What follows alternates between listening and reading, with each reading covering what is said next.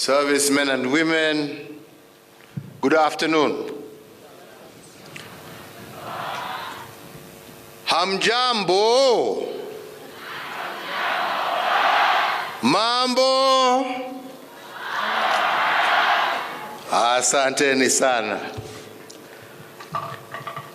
It gives me great pleasure to preside over today's passing out parade. And indeed, on this momentous occasion, we once again celebrate the potential and power of young people to shape the future of our nation. As we graduate today, 9,464 young men and women who have completed their National Youth Service training, and they join over 130,000 who have achieved the same during my presidency. I extend my hearty congratulations to each and every one of you, and I register my sincere appreciation to your parents, to the trainers who have coached and mentored you and instructed you also here in this college. To the entire ministry team, led by you, Waziri, and the NYS team, led by DG, hata nyinyi hongera kwa kazi njema ambaye mmetenda. Well done.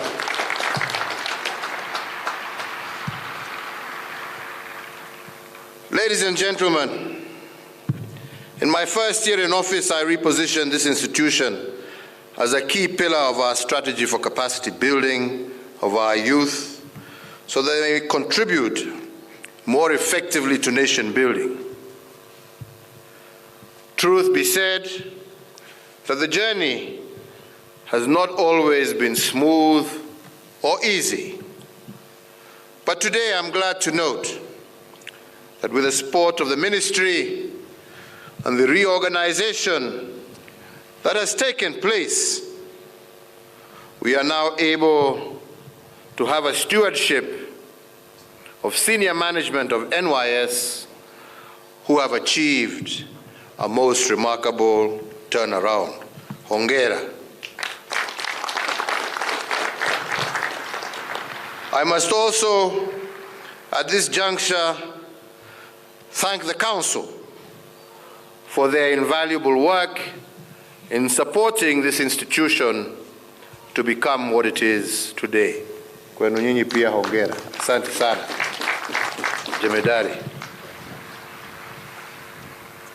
The transformation of the service has resulted in many great achievements.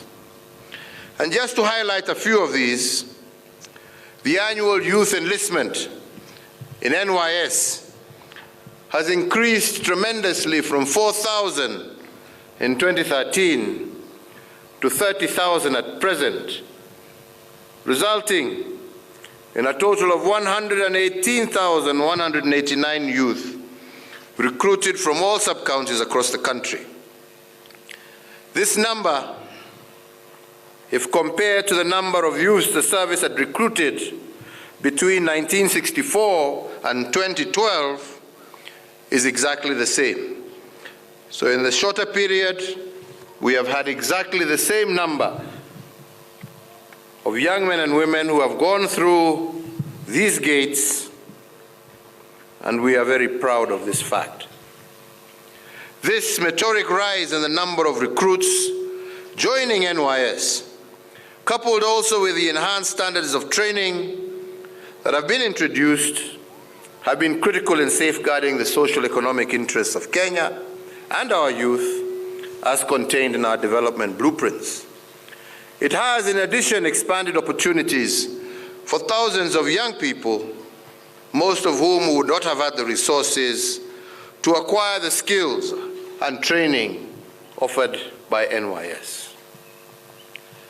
So, ladies and gentlemen, as we look into the future, we must continue to reposition our National Youth Service training institutions as centers of excellence that prepare graduates for the demands of a future where ICT and the digital economy will take center stage. And NYS must therefore seize opportunities within this fourth industrial revolution by incorporating into its curriculum artificial intelligence, robotics, the Internet of Things, 3D printing, genetic engineering, quantum computing, nanotechnologies, to name but a few. But this must not compromise on the excellence in NYS's traditional areas of strength. And indeed, since 2013, we have engaged over 100,000 servicemen and women to undertake programs of national interest which have had positive impacts in the social economic space of our country.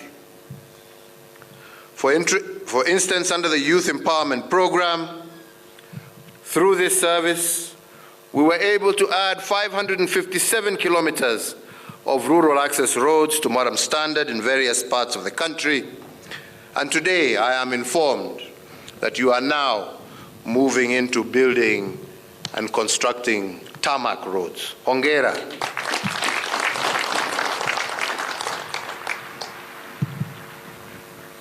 You have drilled over 68 boreholes, constructed over 197 water dams, 217 water pans, constructed 96 ablution blocks, 3 social halls, 7 model housing blocks, 7 clinics, and 8 police posts in various informal settlements in Nairobi. And the service has established 696 youth saving and credit societies from which young people are accessing affordable credit to start micro and small enterprises. Further, the institution has also been engaged by my government in the revitalization of the meter gauge railway line across the country. Ile imebaki peke yake ni Voi mpaka Taveta. Hiyo mkimaliza mumerudisha reli yote ile ilikuwa Kenya hii. Hongera sana.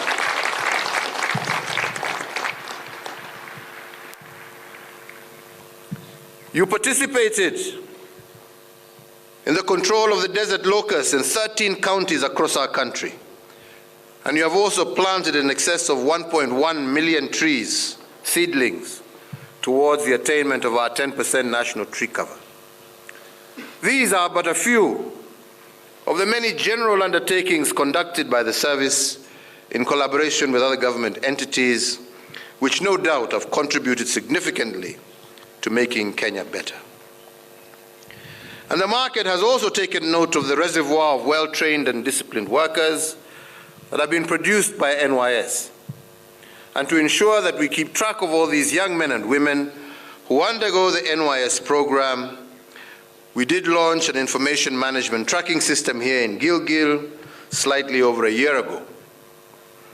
This system has been instrumental in keeping track of servicemen and women from the time of their recruitment through to admission into the paramilitary training, deployment to the national service, enrollment in technical and vocational training, up to job placement.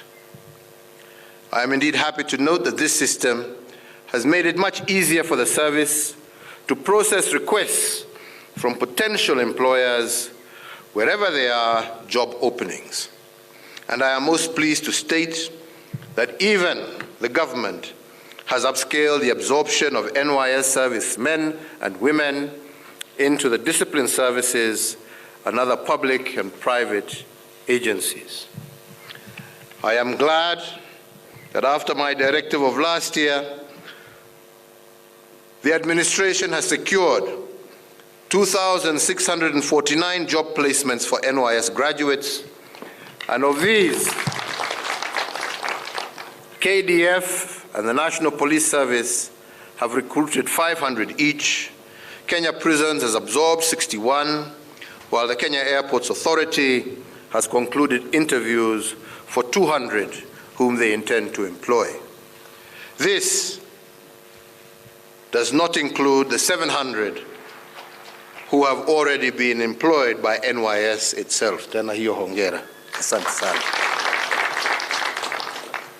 So today we urge every employer in Kenya to take note of the comparative advantage and the competitive advantages enjoyed by NYS graduates and to accord them preference in employment.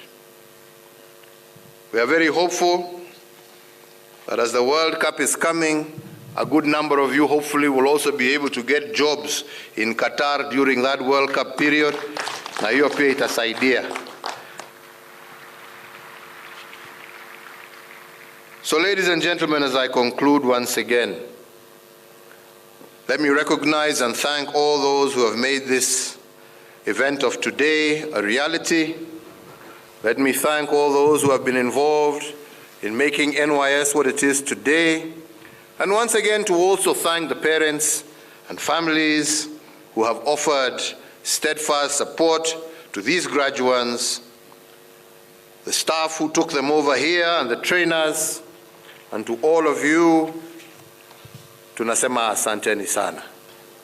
To you who are passing out today, congratulations, and I trust that you will take the skills, practices, attitudes, as well as the values that you have garnered from your training and use them to forge a brighter future for yourselves, for your families, for your communities, and for Kenya at large.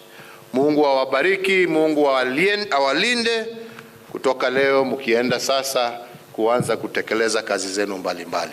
Mungu awabariki na awalinde. Asanteni sana. Thank you.